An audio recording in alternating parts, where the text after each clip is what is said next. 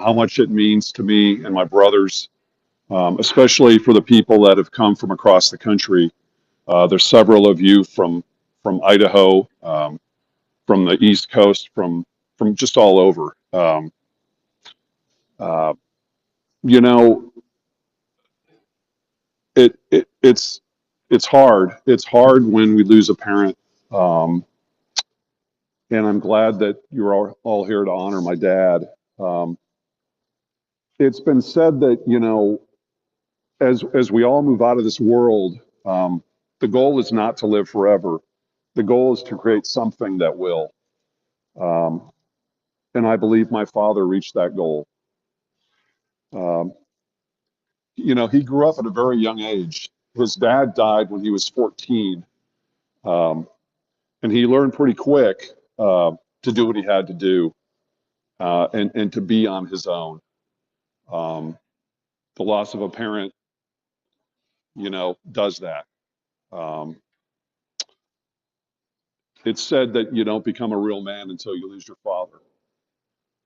Uh, he shortly after his dad passed, a real quick story, but he was a real go-getter. We all knew him. He had the idea to go get a gun and try and learn how to shoot. Grabbed it out of the shed on the farm and didn't really know how to use it.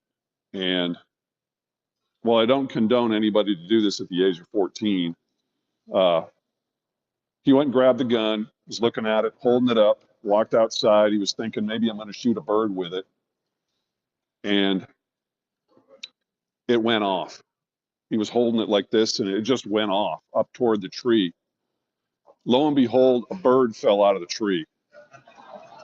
And his sister said, "Hey, you got a bird," and that's my dad. He had a motto, ready, fire, aim. Uh, and that pretty much set the tone for the rest of his life. He always talked about, if you have any hesitation, just start doing it. Everything will fall into place. Um, and as we all know, he certainly did things with, zeal, uh, passion, commitment, and perfection. Um, he could never sit still and was always in motion. Um, and everybody that knew him knew that he was always working on something. Every time the family would get together, you can be damn sure he'd have a project for all of us to complete, because we had to take that time to to improve all of our lives. He respected and appreciated the value and the rewards of hard work.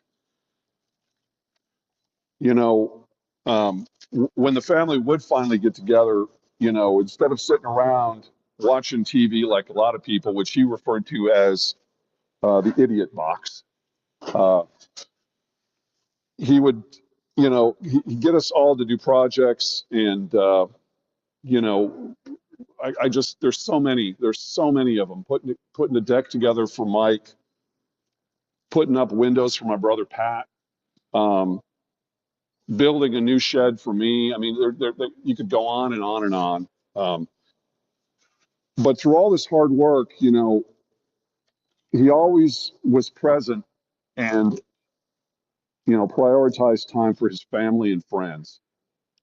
Um, he loved to take family vacations, was involved in all of our children's lives and just assisted countless friends and associates, always moving the needle forward to something better. When he had worked for Sears for 30 years, and when he was finally told to retire, um, that lasted about 3 weeks. Um, he pursued one of his passions. He sat down and selfishly said, "I'm going to do what I want to do now." I worked for somebody else. He was a home builder, was very successful at it. And then sometime after doing that for several years, he started to ask some of life's hard questions. Um, you know, we had a lot of discussions about what he would do to really benefit people and make a dent in the universe. Um, he had said once that the goal is not to live forever. The goal is to create something that will. And then he finally decided to retire. Um, I distinctively remember a conversation we had, and we explored what he'd do with all of his time. We talked a lot. We talked extensively on the phone, and you know, he was not just a dad. He was a best friend. He was a mentor. He was like another one of our brothers. He was like a fourth brother, and my other brothers would agree to that. Um, but he shared with me that he was going to be of service to others, sharing the special gifts that God gave him in the best way that he knew how. He proceeded to do this, volunteering his time at church, helping others with woodworking skills, Habitat for Humanity, Knights of Columbus, so on and so on for all the different organizations, and donating his time um, with family and friends. I mean, and getting things done, and helping them on their challenges in life. If we look around, it doesn't take long to see his work. Um, there's so many things just in this church and in this building alone that he's made, that he's handcrafted, this podium being one of them. There's some in the church, there's some in the school, there's some, and there's so many more things beyond this church where he made a difference. Why he left us the way he did. But what we do know is that he left us in a final act of helping my mom, providing food for the bird feeders outside, because he knew that my mom, who's, having some challenges, enjoyed watching the birds. Um, I'd like to believe that we can all learn from my father. Um,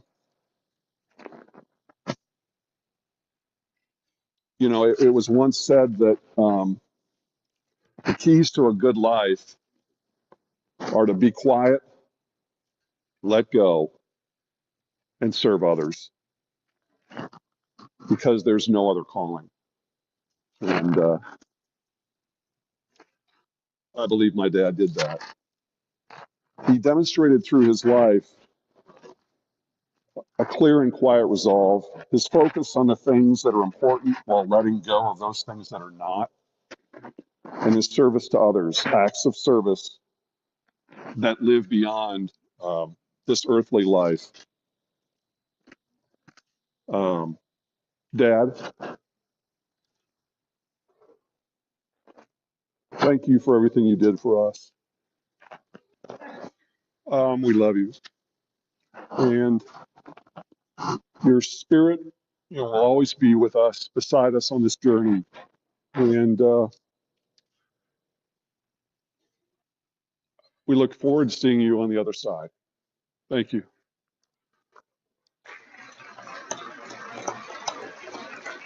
I need your headset.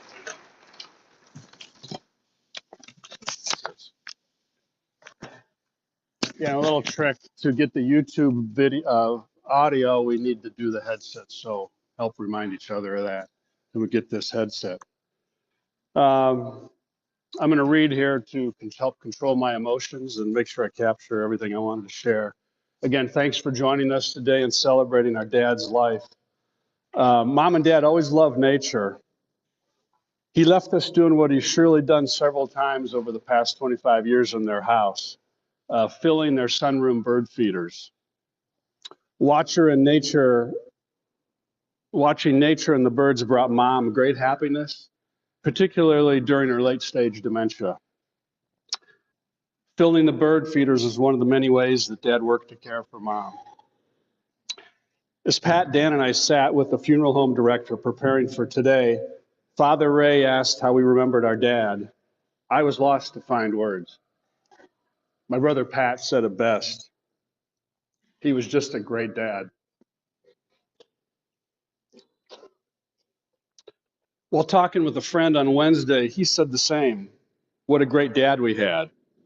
My friend quickly summed up the great things our dad shared with us growing up.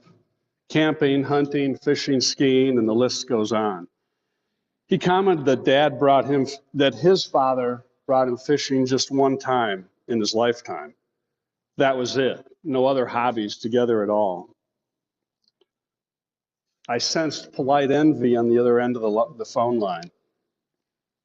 While I always knew how special our dad was, the conversation made me realize how much I really took for granted.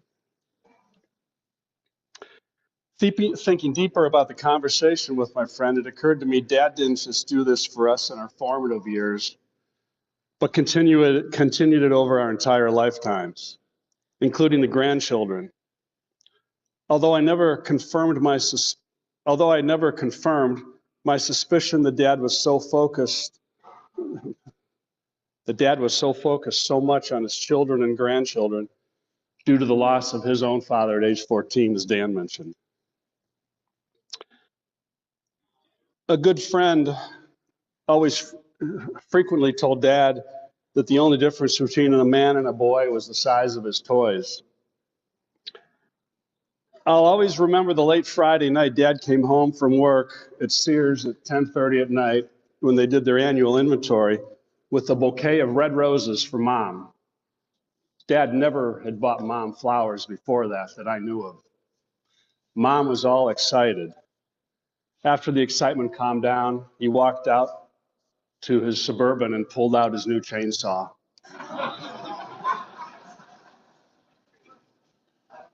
Totally true. Upon retirement from Sears at age 55, Dad quickly realized he needed to do something to maintain a sense of purpose. If you spent any time with our dad, you certainly know he was not one to sit still.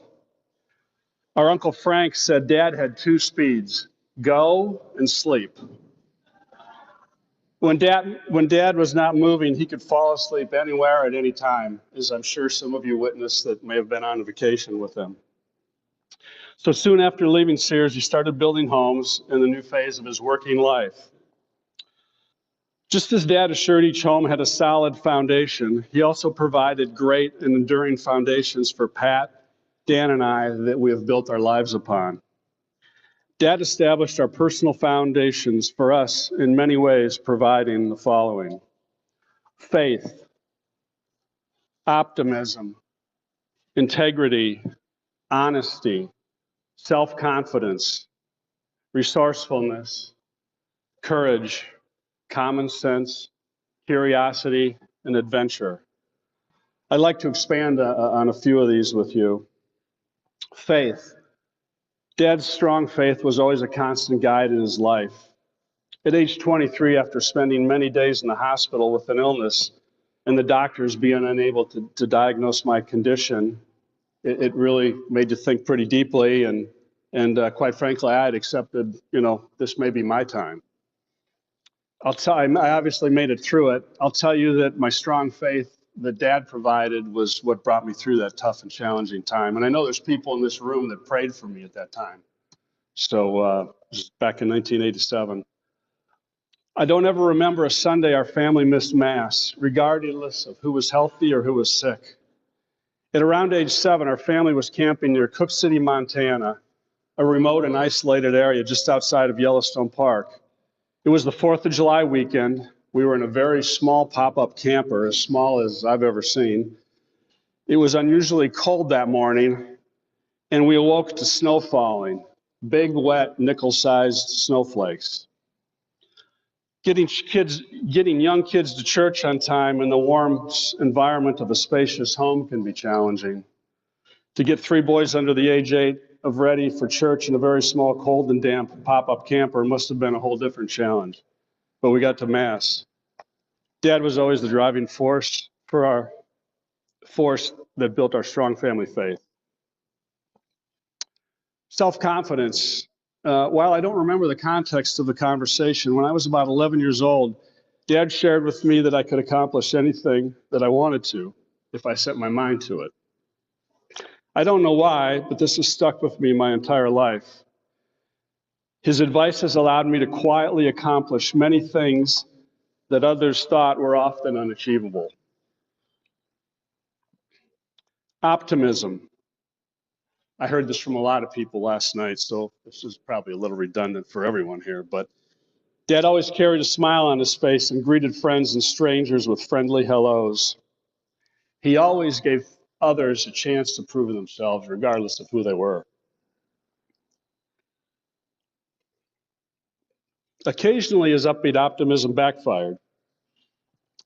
On an August family vacation in Montana, we began the morning with Dad's excitement overflowing when he stated we were going to have the nicest day of our entire 2-week vacation. We had just begun a long hike to a glacier. It was crystal clear, with the deep blue sky often found on many Montana summer mornings, and the sun was shining warmly down upon us. By afternoon, the weather changed dramatically as we approached the glacier. A storm quickly blew in. We got caught high above the tree line, exposed to significant snow, sleet, and wind. Needless to say, we weren't prepared and endured a long and cold, wet walk back to the trailhead many miles away. Dad was reminded of this perfect day many times for years to come. Resourcefulness. Dad often found ways to do things that many others could not, often substituting methods or materials to achieve the desired result. One summer weekend, my parents were visiting our family in Illinois.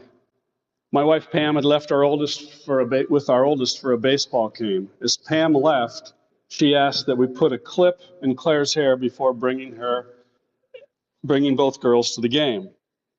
While I got Kelly ready, my dad got Claire ready. My dad heard clip and proceeded to find the only clip he could find in the house. We rushed out of the door, arrived at the game, only to have my wife Pam break out in laughter upon arrival when she discovered that Dad had put a chip clip in Claire's hair. He was the youngest and never had any sisters, so. Common sense. While talking to a good friend of Dad's this week, he shared that he had never met anyone who could apply common sense to solve and figure out so many things. Dad's practical approach seemed to always meet the challenges that he encountered. And last, adventure. Anyone who has spent time with Dad knows that he was always up for trying new things, particularly in the outdoors. He found excitement in exploring new places. Outdoor vacations always included identifying a particular destination and putting a plan in place to reach the destination, whether by vehicle or on foot. In the late 80s, Mom and Dad escaped the cold Des Moines winter to visit her brother Ed in Southern California. From Ed's house, they made a trip by car up to Death Valley. They arrived in the afternoon and were making their way through the park when Dad's 35-millimeter camera prevented him from rewinding the film. Dad, of course, didn't want to ruin those pictures, being the frugal guy that he was, and open the camera with daylight and compromise those photos. So he applied his common sense. He got in the trunk, Mom closed the trunk, and Dad had his dark room immediately to open that camera up. Upon closing the trunk, Dad quickly realized the keys to the car were in his pocket. A calm panic set in. Fortunately, Dad was able to remove the key from the keychain, lay on his back, force the corner of the trunk up, and slide the key out for Mom. After the tension had cleared, they broke out in hysterical laughter together. We've laughed about this for many years. When I got the news on Friday, a week ago today, I jumped in the car and drove here.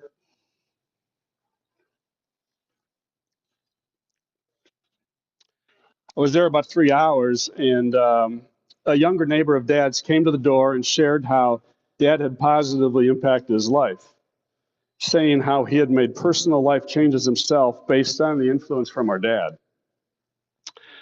He went on to say that their frequent conversations allowed him to become the better human being that he is today.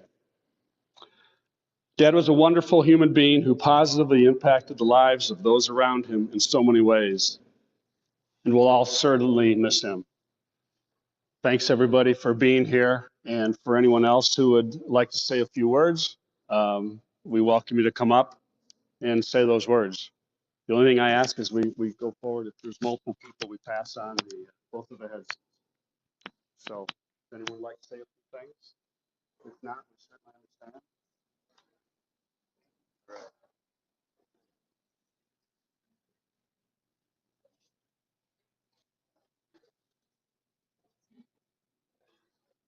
And for those of you that know, this is Cal Schwan. Cal's was a very dear neighbor to our parents. So I'm going to let you slip this on. I've only got about 15 pages of things about Paul, so I'll try and keep it short. We, my wife, Darlene, and myself have known Paul and Karen for a long time. And we met in her subdivision. We had just purchased our home and we hadn't moved yet.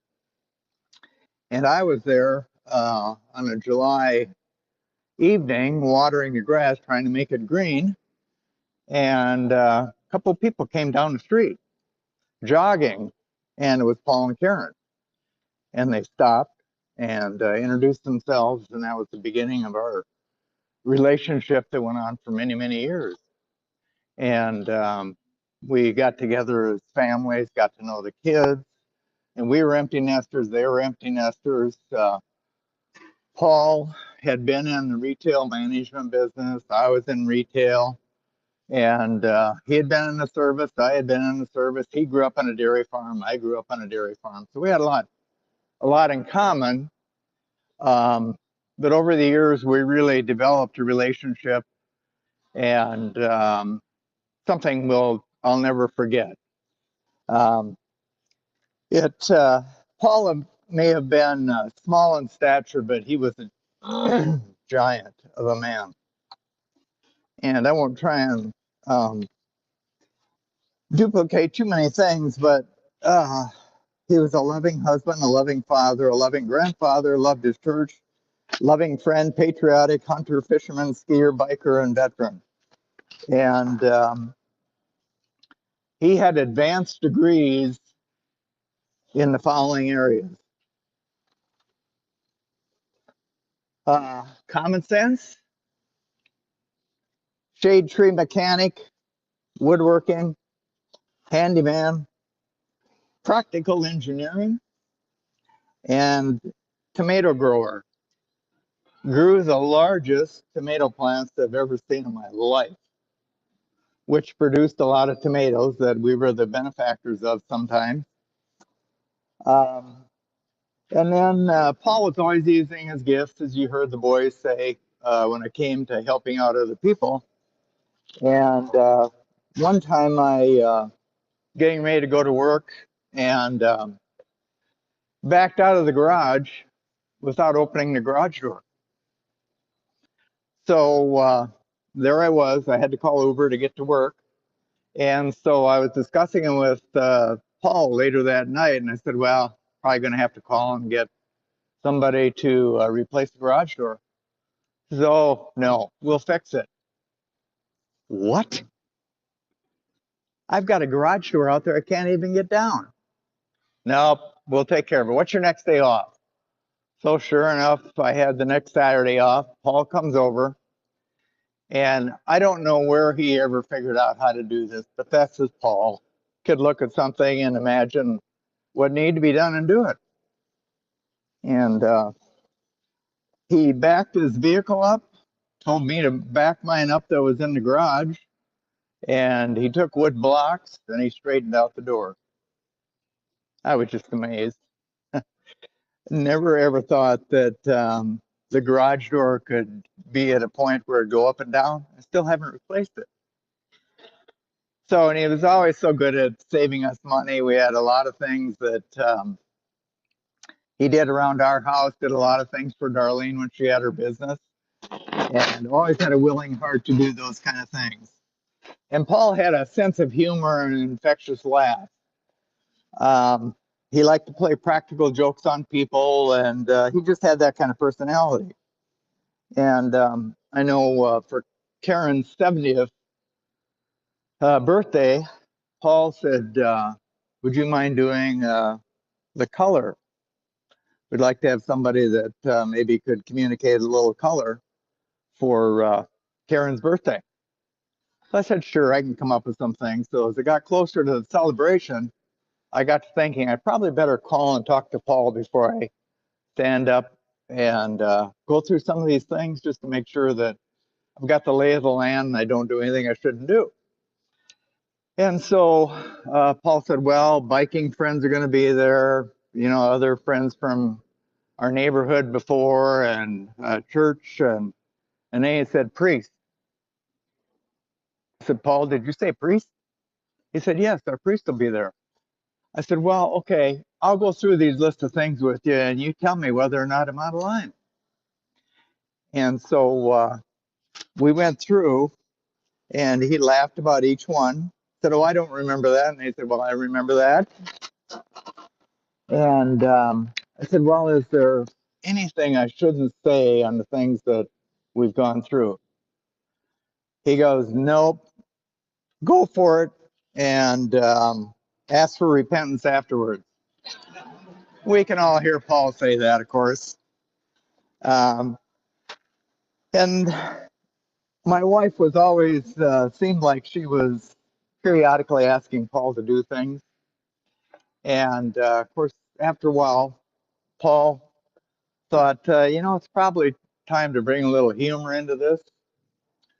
So one day, Darlene called him, and she would always try and butter him up and say, oh, how's my favorite carpenter today? Or how's my favorite handyman today? So he looked at his phone, and saw it was Darlene calling. And he picked up the phone and said, what the H do you want now? Without even greeting her. So that was Paul's humor, and we loved it. So Paul's friendship was really valued, and he always wanted to stay in touch. He was always one to call and have a group of guys whose wives played cards. We'd go out for lunch. He would always organize that. And we have so many things in our house to look at to remember Paul by. They're just endless. Paul became a master of life because he figured out that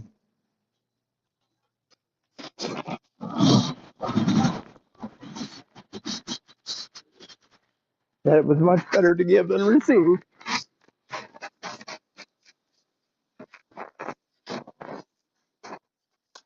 I'm a better person for knowing Paul today, and I know that many of you feel the same way.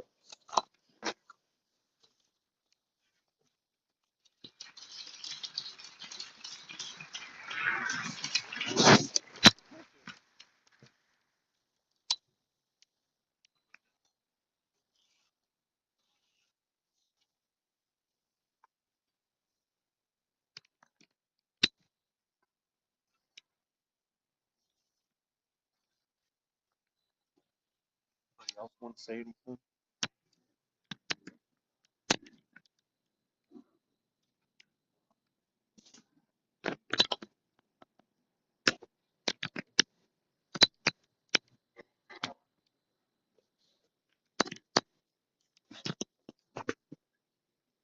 Hi, Paul. Brunswick, and live next door in the same neighborhood as the VanTreecks. And so I'm not going to repeat all the superlatives, which are true. But just to say that living next door during that era, you couldn't ask for any better set of neighbors and an extra dad that they were. So it was, of course, at the time, that what I thought was normal, that's the way everyone grew up. Turns out not to be, and doesn't happen very often. It's rare, and I just appreciate how special that was with Pat and Mike and Dan and Karen and Paul. And we couldn't have had possibly ever a better set of neighbors or people to help shape our lives. So thank you very much.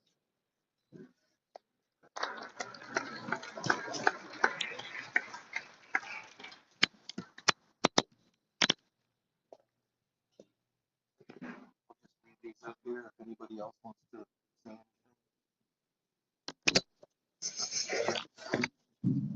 Thank you all for coming today too. Really appreciate it.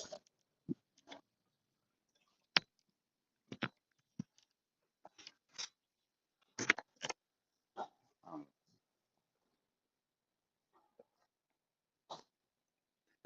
so each time I talked to my grandfather over the past year, he would always describe something nice that had happened. And I think the first that comes to mind is walking into the parish office and saying that he needed help with my grandma. And immediately I found somebody because Monica was there and her sister Kim was able to go help out. And every time that he would describe something like that, he would say, I just thank the good Lord. I feel really lucky. And I mean, at least 5 times I heard him say that in the past few months. And that's all it, that's how he remembers it. It's just, I'm so grateful. He really loved everybody that was around him. And he felt lucky every day. And I didn't realize until like seeing all these pictures how cool he was. How many things he did in his life that going on the dairy farm in Wisconsin, working at stores, I got to go experience that pretty much everything I think that he wanted to do. I got to see the American West time and time again, and so his friends, his son's friends, and his grandkids, got to go to Germany and go up and down all over Europe and see things that he always wanted to see. One of the last things that he said to me was that he wanted to combine all the hiking that he did in America with the things that he'd seen in Europe and go there. And that's really the last thing that I remember him saying that he wanted. I don't think he really wanted much else other than maybe getting to do that. And I just know that he really had a great life. I can't imagine him ever wanting anything more out of it. Grateful and being very humble. And I think he was the best example of that I could ever ask for. Thank you all for coming.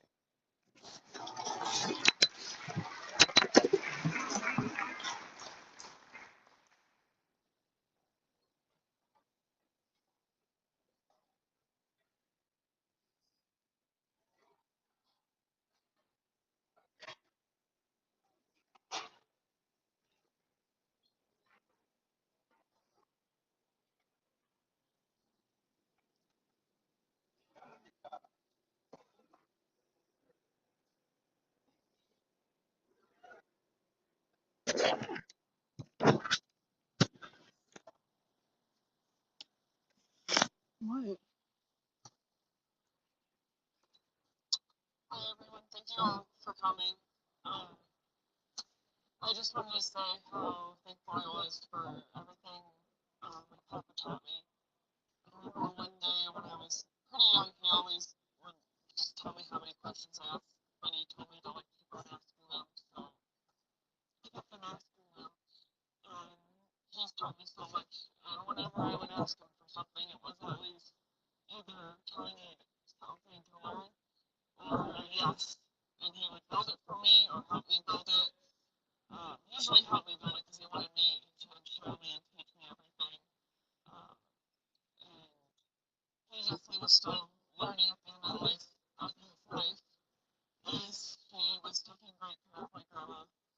And he was doing an amazing job doing that.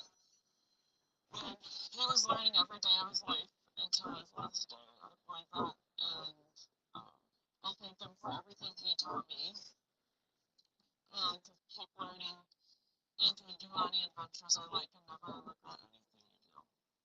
Thank you everyone for coming.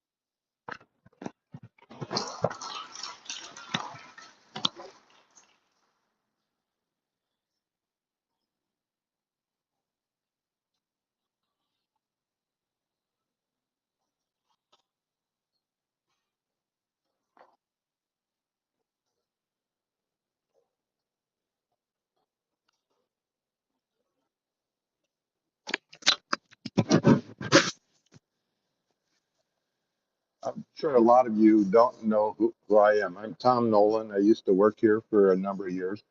And Paul was, um, as many have mentioned, how often he came by and how much he did for the church. And I was thinking over lunch here, just looking around this space, a couple of times we're having roof leaks here. And of course, Paul and I would talk about who are we going to hire or how are we going to get it fixed. And before I knew who we could even look at hiring to get it done, Paul had our lift out and was up. I mean, not just the little windows, but the ones way up high, looking for the source of the leak. And he was probably here 2 days a week, just doing various things. And the parishioners here probably have no idea how much work he did, especially as the parish was really growing. There's probably not a classroom in the building that he didn't have some hand in fixing, repairing, or just his handiwork. As we all leave today, if you look out in the gathering space, there's some bookwork or some shelving along the wall to the north, and that was his handiwork. And I just can't reiterate, as many have already said, how much work and he did. And it wasn't just doing work, the quality and the ideas that he had of making this a much better place. And uh, to my dying day, just be very thankful of all of his insight and the work that he did and his friendship. Thank you.